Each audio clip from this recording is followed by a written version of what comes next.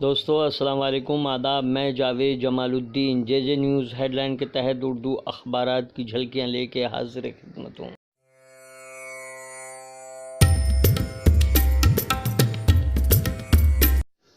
اس channel کو subscribe کیجیے، like کیجیے، شیئر کیجیے اور کامنٹس کرنا بھی نہ بھولیں۔ نئی دلی سے شائع ہونے والے سچ کی آواز نے مشرف لوٹ رہے ہیں، پاکستان کو شہ سرخی بنایا ہے، سیاسی سرگرمیاں تیز، عمران خان کی بڑھ سکتی ہیں مشکلیں۔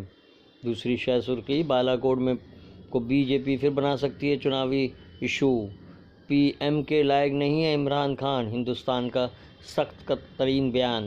راہل نے کہا ہے مودی کے خلاف زبان کھولو جیل جاؤ، ہجومی تشدد اور وزیراعظم کو خط لکھنے والے 49 دانشوروں کے خلاف ایف آئی آر درج کرنے پر سخت ترین بیان۔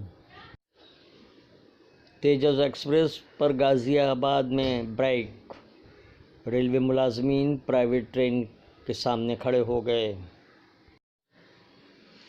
پنجاب و ہریانہ میں جلائی جا رہی ہے پرالی، دہلی این سی آر کی فضا ہو رہی ہے زہر آلود، مانیٹرنگ کے لیے مرکز کی نئی ہدایات جاری۔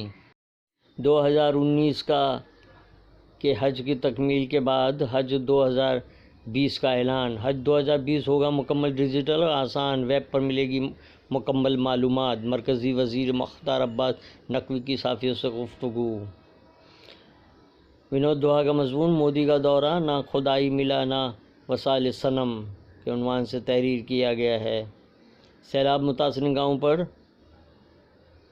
پولیس کے پہنچنے پر حملہ، ریلوے کی نسق کاری کا آغاز کے عنوان سے سچ کی آواز کا اداریہ۔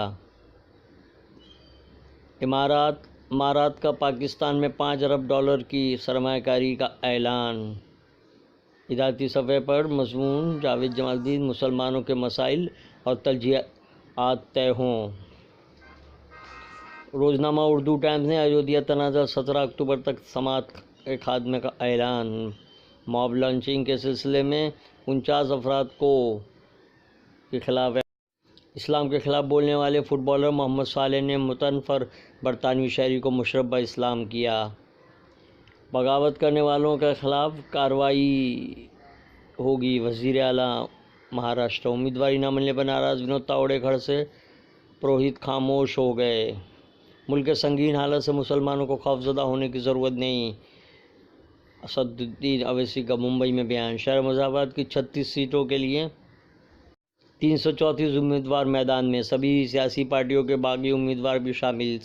7 اکتوبر تک نام واپس لیے جا سکتے ہیں۔ کشمیری عوام کے حقوق کے لیے زبانیں گنگ کیوں ہیں، فاروق انصاری کا مضمون۔ یہ کون سا دیار ہے کے عنوان سے اداریہ۔ شہریت ترمیم بل کے خلاف شمال مشرقی ریاستوں میں احتجاج، وزیر داخلہ امت شاہ کے اس بل کو لانے کے لیے اعلان پر ناگالینڈ اور میگھالیہ میں سخت احتجاج۔ ممبئی اردو نیوز نے 50 اہم شخصیات کے خلاف ایف آئی آر کو شہ سرخی بنایا ہے۔ فضائیہ نے اپنے ہی ہیلی کاپٹر کو میزائل حملے میں مار گرایا، بالا کوٹ سرجیکل اسٹرائیک کے دوران حادثہ۔ آرے کالونی کے پیڑوں کو بچانے والی تنظیم بڑا جھٹکا، ون شکتی سمیت 4 عرضداشتوں کی سنوائی خارج۔ بنگال میں این آر سی کا نفاذ کا وعدہ کہیں الٹا نہ پڑ جائے، آسام میں مسلمانوں سے زیادہ ہندوؤں کے نام ہونے کا خدشات سر اٹھا رہے ہیں۔